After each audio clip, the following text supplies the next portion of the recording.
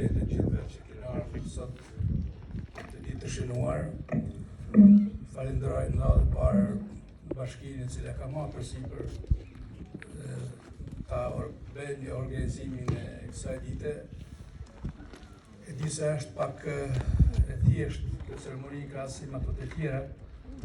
por me rëndësia është që të përkujtohet vlera historike e këtyre kolosëve e kombit shqiptar që janë gazullohet. Pra, jemi këtu, por jemi ata që japim ngjyrë të bukur të këndshme pranverore edhe këtij monumenti i cili është ndërtuar në vitin 2021 dhe unë nëmën të gjithë atyre organizatorët të cilët e kemë mundësuar të monument jemi angazhuar në këtij monumenti, dëshiroj që dy fjalë të them se çfarë na nxiti që këtë hapësinë e cila ishte hapësinë e lanën bosh faktikisht u shfrytzuar që të kalitën gurt që janë simbol i librave të këtyre gazullorëve, të cilët e vunë themelin, mund të themi, të humanizmit evropian, siç ishte Pali, siç ishte edhe Gjoni, këshilltar të Skënderbeut, ata të cilët janë marrë me diplomaci, ata të cilët themeluan dhe universitetet dhe biblioteka në Padova, në Veneci e tjera, dhe gazullorë të tjerë të cilët janë një varg të tillë mbrapa gjatë periudhës së nevojshme dhe kemi punërzuar këtë monument me bazorelefet e dy gazullorëve të tjerë që është John Gazulli, i cili ishte një aktivist mjaft i madh në ato lëvizjet që në atë kohë zhvilloheshin në pjesën e Dugarvinit. Dhe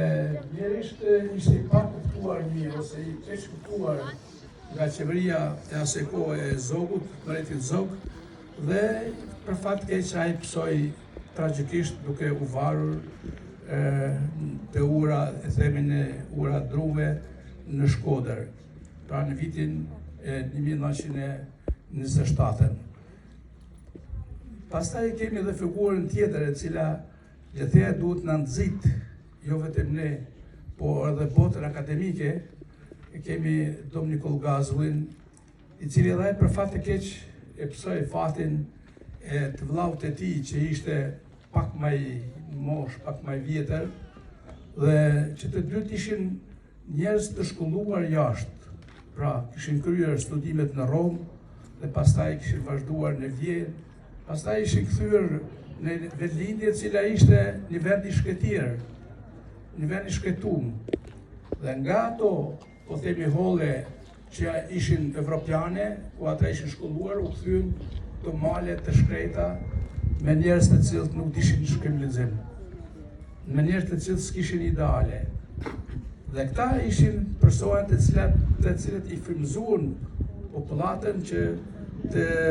kujtojnë kalumën historike, sepse ajo kalume historike është frymëzim, ishte frymëzim dhe për atë periudhë, qoftë për kohën e Zogut, mbretit Zog, por qoftë edhe për kohën sidomos kur erdhi në morë e zezë dhe kur menuam se dhe na do të jemi dëshiruar nga ajo lufta e dytë botërore, faktikisht ne u mbërthyem në një luftë dytë, ajo që ishte në Mesvedi, pra ishte koha e sistemit komunist në diktaturë të regje. Dhe këtu Nikol Gazulli, si intelektual, si etnograf, si leksikolog, si ai i cili boton të shkrimet të ndryshme në atë kohë, 39 deri 41 tek Hylli Dric, pastaj e kemi tek folklora, të libra folkloristike të asaj periudhe, Pisarët e Kopit, dhe i vuni bazën faktikisht të Albanianxhisë, Nikol Gazulli, i cili u përshkatua në shkrel të Malësisë së Madhe, 46 dhe i kishte ai sot e ka 80 vjetorin e përshkatimit. Dhe këtë datë ja vlen që të jemi bashku këtu dhe të komunikojmë, të shihemi me njërin tjetrin, të reflektojmë për mes veti këtu për ta kujtuar këtë datë e cila ka një peshë të rëndë,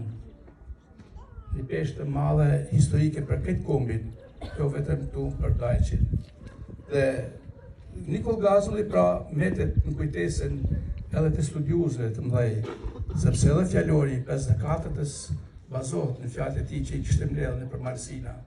Edhe fjalori i 1980-ës gjithashtu mbështetet në atë pasuri të cilën ai kishte mbledhur nëpër Marsina, pra leksikun,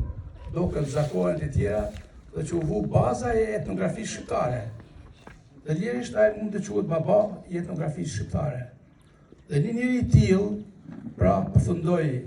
shpellën në Vrith, në shpellën e plashme të Vrithit dhe përfundoi jeta e tij